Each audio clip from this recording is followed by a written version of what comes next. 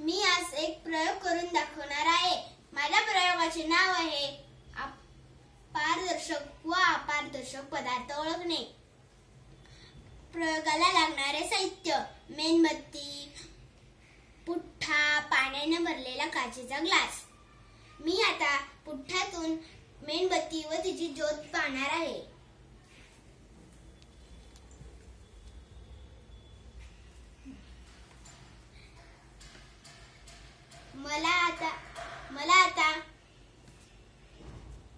मला आता पुठ्ठ्यातून पाहिल्यावर मेणबत्ती व तिची ज्योत दिसत नाहीये। यावरून मला असे समजले की पुठ्ठा अपारदर्शक आहे।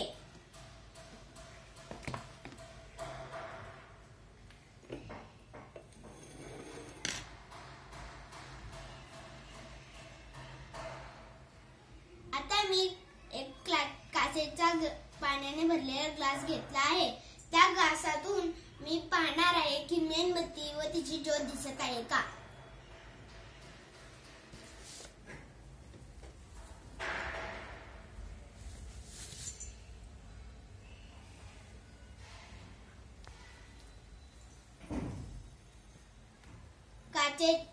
काचेच्या पाण्यामधून मला मेणबत्ती व तिची ज्योत दिसली आहे।